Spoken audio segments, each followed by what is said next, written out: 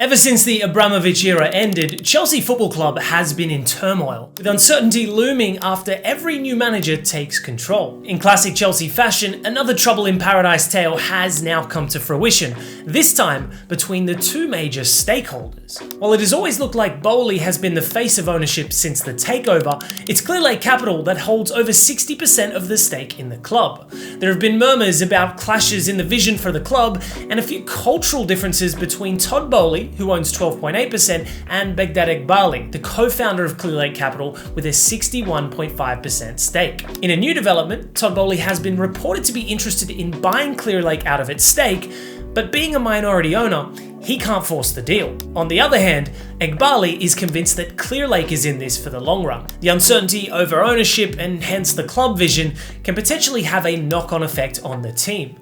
But the differences at the top run deeper than just a disagreement over the club's future. The turbulence has been present ever since the takeover in 2022, with Pochettino being sacked behind an owner's back to a power struggle regarding club decisions. Here is the truth behind Chelsea's owners.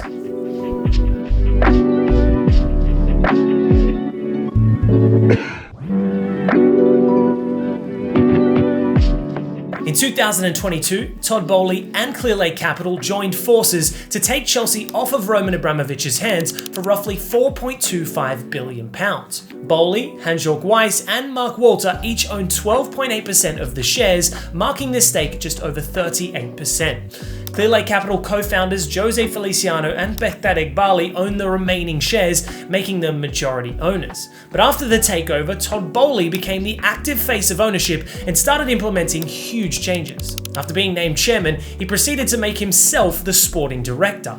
This led to a puzzling transfer window as they spent huge amounts to bring in a variety of players across positions. A month after the summer transfer window ended in 2022, a meeting between the owners came to the conclusion that Thomas Tuchel needed to be replaced. But it was believed that Boehly led that decision and already had Brighton's former manager Graham Potter in place to take over.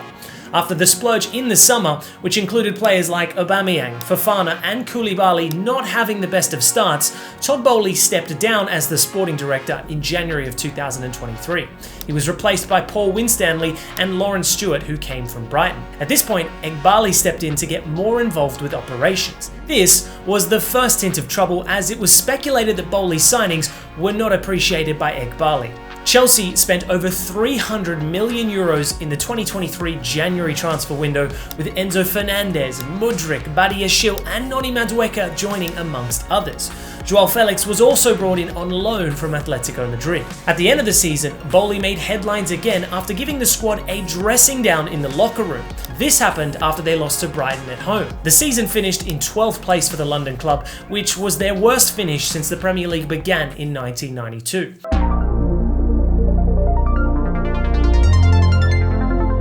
After the first season under new ownership ended, Boehly decided to distance himself from the club a bit in the day-to-day operations.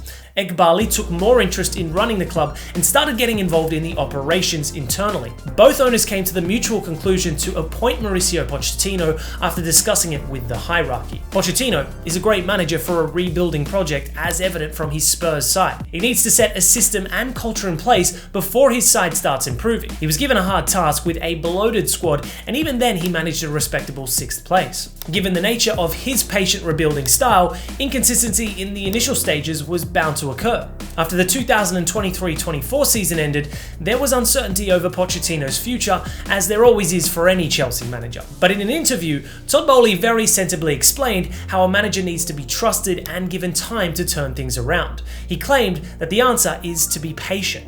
2 weeks later, Eghbali and the two sporting directors held a review of Pochettino's performance. The other owners didn't agree with the Argentine manager's transfer policy, among other reasons that were cited for his mutual exit from the club.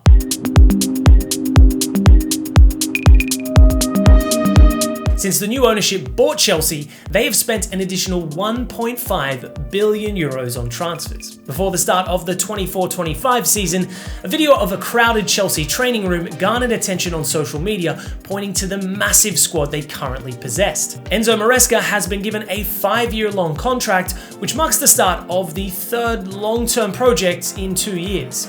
The owners seem to be on the same page about letting Maresca take his time and trusting the process. Maresca even took some bold steps at the start of his tenure by clearly stating that Sterling would not play for the club whether he moved away or stayed at Stamford Bridge. And for me it's impossible to give all of them minutes, so some of them, if they are looking for minutes, probably it's better to leave. The transparency and ruthless approach was appreciated by the fans, and Sterling made a deadline day switch to the red side of London. But Sterling's departure points towards another bitter battle that could be brewing within. Sterling was the last of the signings that Boehly made in 2022, and the rest of the signings from that window have consistently tried to move on from the club. It seems that Eghbali and Boehly have a fundamental difference in their transfer approach. But it's also not as simple because while Clearlake Capital owns a majority stake, Boehly and his fellow investors hold veto powers over major club decisions. This puts the owners in a rut, and signs are hinting towards this partnership not being one for the long run. In fact, there were claims from Boehly's camp about Eghbali being too assertive in making football-related decisions. Eghbali claims to only partake in financial matters related to Chelsea. These differences make the oversized squad make sense because there has clearly been a mismatch in transfer strategies. But this is an unhealthy way to run a football club, and if they don't reach a resolution soon, their massive spending and lack of direction will only drown the club in further chaos.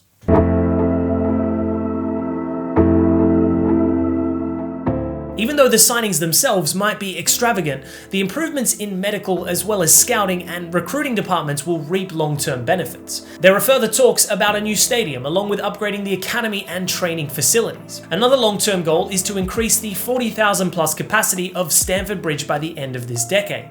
But recent projects around the academy and training ground have seen a lot of personnel changes at the top.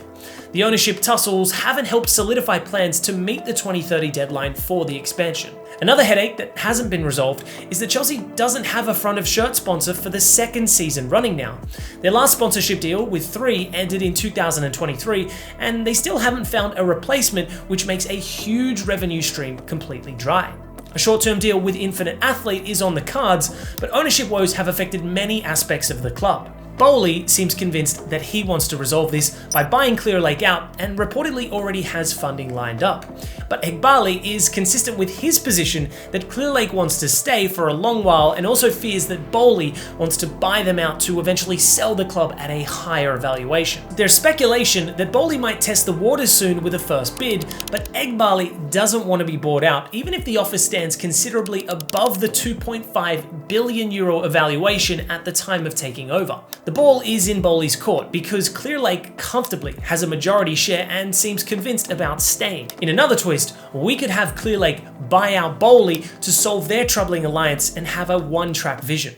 Both of these outcomes will include high tensions as neither seems willing to part ways with the club. The stakes for the 2024-25 season are high for the new manager, who is expected to make use of a squad brimming with talent. Investment in young stars like Noni Madueke, Cole Palmer and Moises Caicedo points towards a potentially bright future. But as long as the ownership issues themselves aren't resolved and the club isn't set on a one-track vision, the performances on the pitch are bound to surely suffer.